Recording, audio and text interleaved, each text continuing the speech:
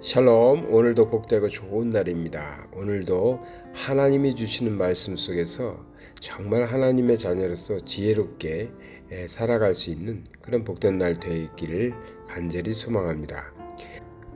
우리가 삶을 살아가려고 하면은 필요한 것이 참 많이 있습니다. 요즘 시대에는 돈이 없으면 살기가 어렵죠. 물질도 참 중요한 것 같습니다. 물질도 있어야 합니다. 많이 있어야 된다 뭐 그렇게 말하긴 그렇지만 없으면 불편한 게 물질일 것입니다. 물질도 좀 있을 만큼은 있어줘야 되겠죠. 예, 그렇습니다. 또 건강도 그렇습니다. 건강할 땐 잘 못 느끼다가 병이 들어보면 건강이 얼마나 소중한 것인지 나에게 얼마나 절실한 것인지를 우리가 깨닫게 되죠. 그런데 병들고 났을 때 깨달았을 때는 참 어리석게도 늦은 시간이라는 것입니다. 평상시에 건강을 잘 관리해서 우리에게 필요한 건강을 잘 유지하는 것, 그것이 필요할 것입니다. 또 이웃도 필요하고 친구도 필요하고 자기 옆에 있어줄 사람들도 필요할 것입니다. 그래서 우리는 그러한 사람들을 만들려고 뭐 동호회도 가입하고 뭐 동창회도 나가고 혹은 또 이런 모임에 적극적으로 참여하기도 하고 그렇게 합니다. 홀로 살아갈 수 없으니까 주변의 사람들과 더불어 살아가는 것이니까 그러한 모임들도 참 필요하다고 생각합니다. 또 살아가려면 지식과 학식도 좀 있어야 되겠습니다. 그래야 뭐 우리가 세상 살아가는데 좀 편리하지 않겠습니까? 너무 뭐 모르면 힘들죠. 그래서 지식도 많이 갖추어야 합니다. 그러기 위해서 학교도 다니는 거고 또 열심히 학교를 졸업하고 나서도 열심히 책도 보고 연구도 하고 뭐 그러면서 배우는 일을 끝까지 하죠. 그래서 지식이 좀 쌓여 있어야 필요할 때 그것을 잘 꺼내서 쓸 수 있으니까 그렇습니다. 계속 얘기하다 보니까 정말 우리가 살아가는데 필요한 것이 참 많은 것 같습니다.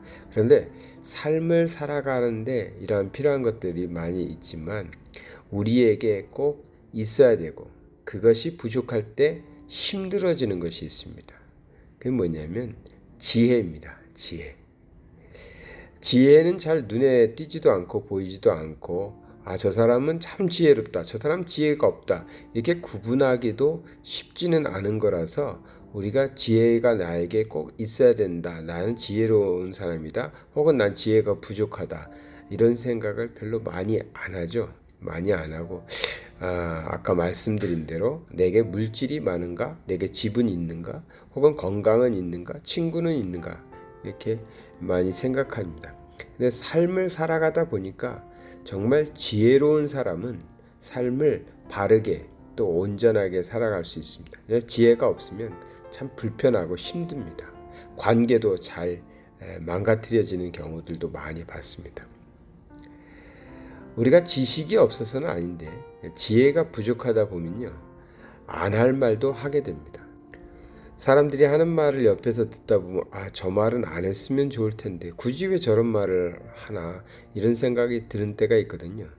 그것은 지혜가 부족해서 그럴 것입니다. 그러니까 우리에게 지혜가 있다는 건 참 중요한 문제인 것 같습니다. 잠언 3장 14절에는 이는 지혜를 얻는 것이 은을 얻는 것보다 낫고 그 이익이 정금보다 나음이로다 했습니다. 예, 지혜가 은보다도 나은 것이고 그 이익은 정금보다도 더 나은 것이다 라고 말하고 있습니다. 성경은 지혜에 대해서 어마어마하게 얘기하고 있습니다. 이 단어가 엄청 많이 나와요. 지혜가 참 중요하다는 것이죠. 그런데 그 지혜가 우리가 세상에서 말하는 그런 일반적인 지혜라기보다는 하나님의 자녀로서 하나님의 자녀답게 살아가는 데 있어서 필요한 그러한 부분에서의 지혜를 말하고 있습니다. 그래 지혜가 무엇이냐 이렇게 한마디로 말할 수 없지만 시편 111편 10절의 말씀에 보면 지혜는 여호와를 경외하는 것이라고 합니다. 여호와를 경외함이 지혜의 근본이라. 그의 계명을 지키는 자는 다 훌륭한 지각을 가진 자이니 여호와를 찬양함이 영원히 계속되리로다. 그러니까 여호와를 경외하는 마음에서부터 지혜가 출발한다는 것입니다.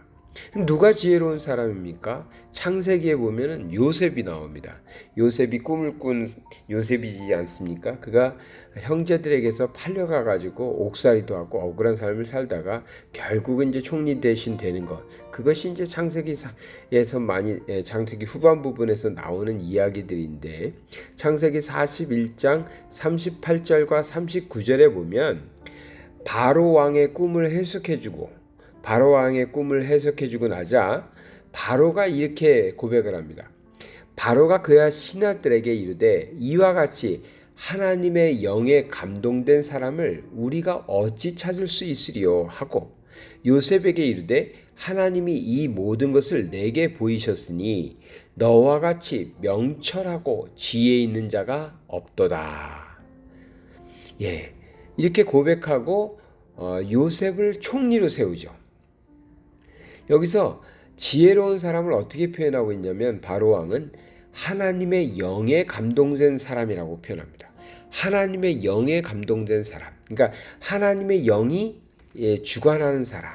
그래서 하나님의 영에 의해서 판단하고 생각하고 결정할 수 있는 사람. 그런 사람이 지금 요셉이라는 겁니다. 하나님께서 요셉에게 하나님의 모든 것을 보여주셨다. 그래서 그것을 가지고 요셉은 판단할 수 있었던 것이죠. 결국 지혜로운 사람은 누구겠습니까? 하나님의 영에 충만하게 감동되어서 하나님이 보여주시는 것, 하나님이 알려주시는 것, 하나님이 깨닫게 하시는 것을 잘 간직하고 그것을 가지고 살아가는 사람. 그래서 말을 해도 사람의 지식으로 하지 않고 하나님의 마음으로 또 하나님이 보여주시는 지혜로 하나님이 우리에게 나타내 주시는 그러한 것을 가지고 말하는 사람들, 그런 사람이 지혜로운 것입니다. 무엇을 결정해도 내가 배운 것, 내가 가지고 있는 그 한계에 있는 것이 아니라 하나님의 영에 감동돼서 하나님이 보여주시는 그 하나님이 보여주시는 이상을 가지고 판단하는 사람, 그래서 그 일을 행하는 사람, 그런 사람이 지혜로운 사람이라고 말하고 있는 것입니다. 지혜로운 사람이 옆에 있으면 참 좋습니다. 야, 저 사람은 어떻게 이렇게 이제 필요한 말을 잘 해주고 또 필요한 결정을 할 때 참 좋은 조언을 해줄까? 참 좋습니다. 근데 지혜롭지 못한 사람이 옆에 있으면요 불편합니다. 때로는 짜증이 납니다. 아니 굳이 왜 저런 말을, 왜 굳이 이런 말을 이런 표현으로 할까? 막 이런 일들이 많고요. 지혜가 부족하기 때문에 그렇죠. 성경에는 지혜가 부족하면 넘치게 해주시는 하나님께 구하라고 그랬으니까 부족하다고 느끼면 하나님께 많이 구해서 하나님이 주시는 그런 하나님께서 우리에게 하나님의 영에 감동되어서 하나님이 모든 것을 보여주셔서 요셉처럼 지혜로운 사람이 되면 될 것입니다. 이 지혜를 소중히 여겨야 됩니다. 세상에 많은 필요한 것들이 있다고 말씀드렸죠. 물질도 건강도 다 친구도 필요하고 다 필요합니다.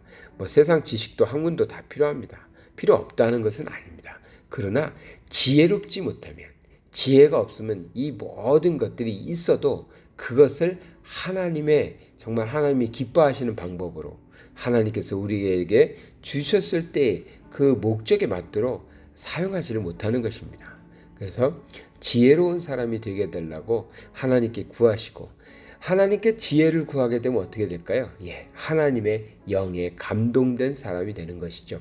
하나님의 영에 감동된 사람으로서 우리가 살아갈 때 정말 우리뿐만 아니라 우리 주변의 사람들에게도 우리가 하나님의 지혜를 가지고 정말 그들에게도 넉넉히 베풀고 나눌 수 있는 그런 삶이 되시기를 바랍니다. 사랑의 하나님 아버지 감사드립니다. 참 지혜롭기를 바랍니다. 우리가 지혜롭지 못해서 때로는 실수하기도 하고 잘못하기도 하고 다른 사람들에게 말로 또 행동으로 상처를 줄 때도 있습니다. 우리에게 하나님의 영이 정말 충만하게 감동된 사람들이 되어서 정말 하나님이 보여주시는 대로, 하나님이 인도하시는 대로 우리가 말하고 행동하고 또 모든 것을 결정해 나갈 수 있는 그런 지혜로운 자 되게 하여 주시옵소서. 예수 그리스도 이름 받들어 기도드리나이다. 아멘.